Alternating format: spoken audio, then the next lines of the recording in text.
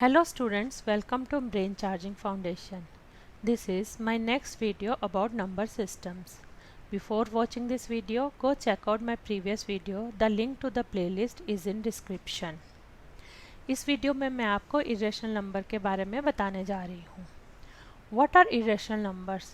Irrational numbers are the real numbers that cannot be expressed in the form of p by q, where p q are integers and q is not is equal to 0. जो irrational numbers होते हैं ये वो real numbers होते हैं जिनको हम p by Q की फॉर्म में एक्सप्रेस नहीं कर सकते. p बाई क्यू फॉर्म कौन सी होगी? जो हमारी रेशनल नंबर की, वो मैंने अपनी लास्ट वीडियोस में आप एक्सप्लेन किया है. Where p comma q are integers और q is not is equal to 0.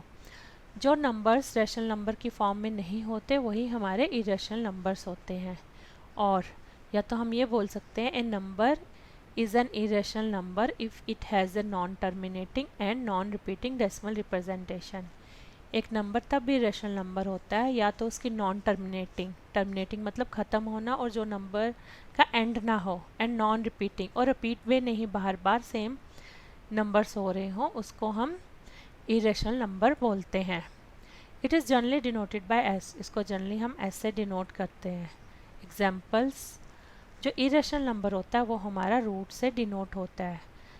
√2, √3, √5, √7, पाई, अब ये जो है नॉन रिपीटिंग डेसिमल रिप्रेजेंटेशन देखिए आप 0.10, फिर 1 1. अब रिपीट तो हुआ 1 मगर 1 के बाद 0 नहीं आया, दोबारा 1 आया, फिर 0 आया, फिर 1 1 1. मतलब सेम ही दो रिपीट नहीं हो रहे. 1 के बाद 0 आ रहा है, फिर 1 आ रहा है, फिर 1 आ रहा है, फिर 0 आ रहा है, फिर 1 1 1 आ रहा है, फिर 0 आ रहा है. ये नॉन रिपीटिंग डेसिमल रिप्रेजेंटेशन हुई. और सो ऑन, ये आगे बढ़ता जा रहा है, ये ख़त्म नहीं हो रहा. This means it is non terminating. Now let us find the value of √2. हम √2 की वैल्यू निकालेंगे. ये हमारे लॉन्ग डिवीज़न मेथड से निकलेगी. हमने क्या लिया? 2 ले लिया इसके अंदर. तो फिर हमने क्या किया? अभी हम 1 बार हमने लिया 1 1 1 ज़ा 1 आ गया. 2 के बाद हमने पॉइंट लेके हमने एक 0 का पेयर लिया, फिर उसके बाद एक और लिया, फिर नेक्स्ट एक और लिया और नेक्स्ट एक और. हमने ऐसे 4 पेयर 0 के ले लिए.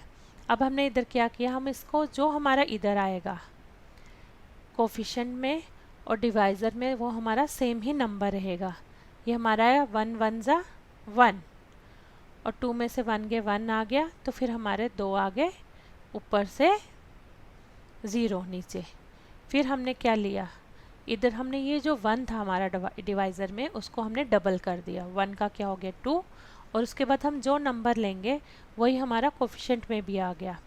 1 के बाद पॉइंट आया, क्योंकि इसके बाद हमारे ये डेसिमल था इसलिए हमने ये डेसिमल इधर लगाया. फिर हमने किया 4 4 4 ज़ा 16, 1 कैरी, 4 2 ज़ा 8, 1 9. ये हमारा आ गया 96. 100 में से 96 किए, फिर हमारा 4 नीचे आ गया. अब हमने क्या किया? नेक्स्ट स्टेप में 2 हमारा सेम रहा और 4 को हमने जो 4 डिवाइज़र वाला था 24 का, हमने उस 4 को डबल करके हमने लिया 8. ये हमारा आ गया 28. उसके पीछे हमारा वही नंबर आएगा जो हमारा कोफिशिएंट में भी आएगा. इधर मैंने लिया 1, ये हमारा इससे डिवाइड होगा 281, 1 ज़ा 281. हम इससे नेक्स्ट नंबर लेते तो वो बड़ा हो जाता. तो फिर हमारा इधर आया 10 में से 1 गए 9, 9 में से 8 गए 1, 3 में से 2 गया 1, ये हुआ 119. ऊपर से हमने एक और 0 का पेयर ले लिया. अब हमारा आया इधर 281 था, तो हमने 1 को क्या किया? डबल कर दिया 282. और फिर हम किस नंबर से मल्टीप्लाई करेंगे? वही सेम, कोफिशिएंट में भी वही आएगा और इसमें भी वही रहेगा. 2824 4 ज़ा, ये हमारा आया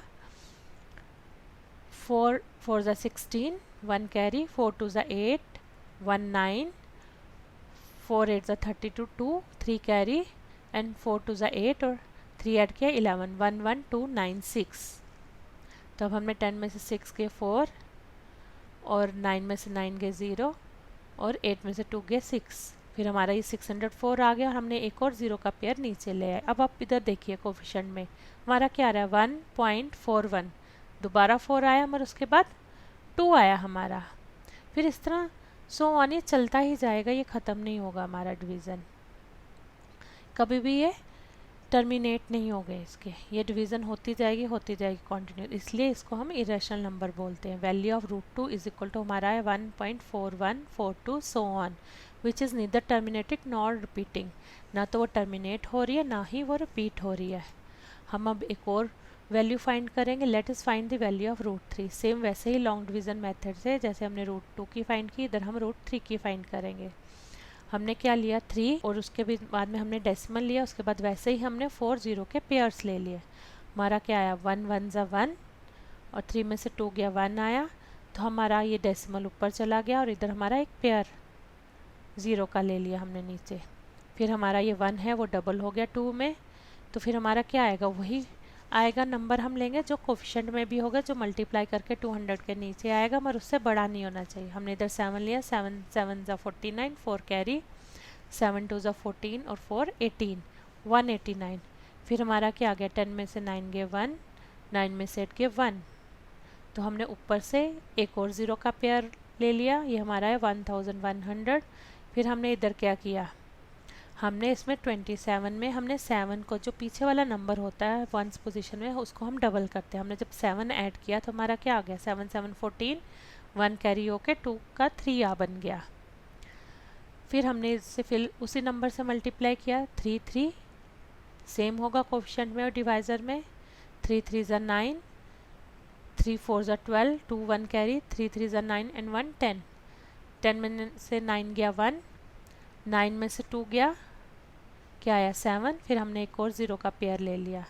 फिर हमने इधर फिर से वही किया 3 4, 3 को डबल किया क्या आएगा 346, और फिर हमने 2 से मल्टीप्लाई किया, 2 2 ज़ा 4, 2 6 ज़ा 12, 1 कैरी, 2 4 ज़ा 8, 1 9, 2 3 ज़ा 6।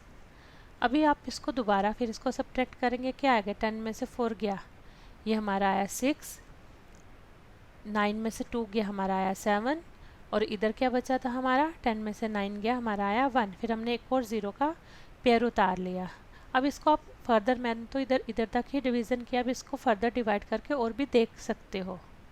वैल्यू ऑफ √3 हमारी क्या आई 1.732 सो on, which is neither terminating not repeating, ना तो वो टर्मिनेट हो रही है ना वो रिपीट हो रही है। तो नेक्स्ट हमारा आता है द फेमस पाई। पाई क्या है, पाई तो आपको पता होगा, बार बार सर्कल्स में आता रहता है, area of circle, circumference of circle, pi r square 2 pi r, वो आप लेते हो। हमारा क्या होता है, हम we know ratio of circles circumference to its diameter is always constant.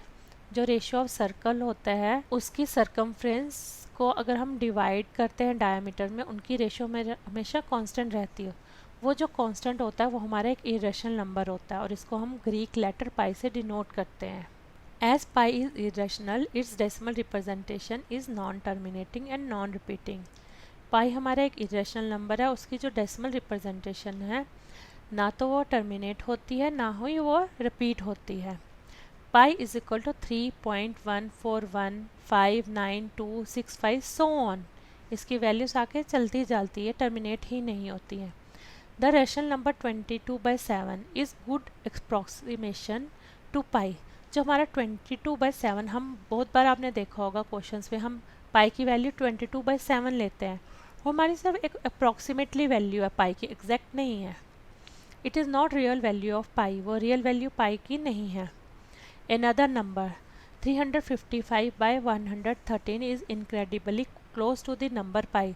जो हमारा 355/113 है, ये हमारा उससे भी 22/7 से भी ज़्यादा क्लोजेस्ट है पाई के, मगर हम 22/7 ही जो पहले का दिया हम वही लेते रहते हैं।